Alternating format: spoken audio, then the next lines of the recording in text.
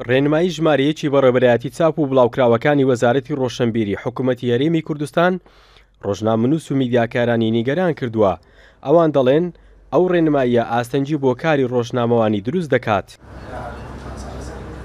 میدیاکاران بۆ فشاریان هاتوتە سەر، پیان وایە ئەم ڕێنمایانە لە داهاتوودا کە لە بچیانەکان دەسەوسانیانەکان ناتوانن هەندی ئیش بکەن. بۆ نمونەیەکی لە بڕگەکان ئەڵێت دیکومنتاریەکەی بەڵگەنامەیەکت هەیە، سەحەفیەک پێی هەڵەسێ ئەبێت ڕەزامەندی دادگا وەرگێ. ئەم شتێکی باش نییە بۆ سەحەفی، یا تۆچی دیکومنتاریەکەی ئەچی دادگا ڕەزامەندی بۆ وەرەگری کەی ڕەزامەندی دەیاتێ، ئایا ئەداتێ ئایخۆ ناکرێتەوە مانگە دوو مانگ بەڕێی دادگاوی.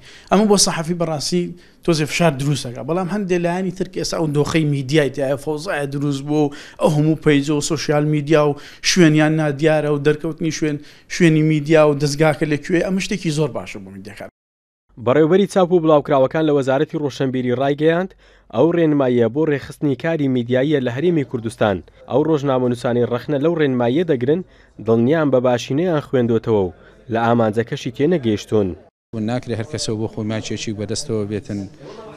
زۆر جاروەیە مەسەڵەن ئێستا لەسەر مێزەکەی من ڕەنگە دەیان شکایەت هەیە هی دادگاکان بۆمان هاتووە لەسەر ئەو پەیج و سایتانە، هەندێکی ڕەنگە داواکاری گشتی بابرین سکاڵای هەبوو بێتن کە داوا لە ئێمە دەکەن ئەمانە چێن. باشە خۆ لە شوێنێک دەبێت ئەوانە ناسرااو بن، ینی ئێمە تەنیا لەو ڕێنماییە گوتومانە ئەو پەیجانەی کە کاری هەواڵی دەکەن لە هەرێمی کوردستان بێن لای ئێمە خۆیان بناسێنن بۆی ئێمە شوێن و موقعەکانیان بزانین.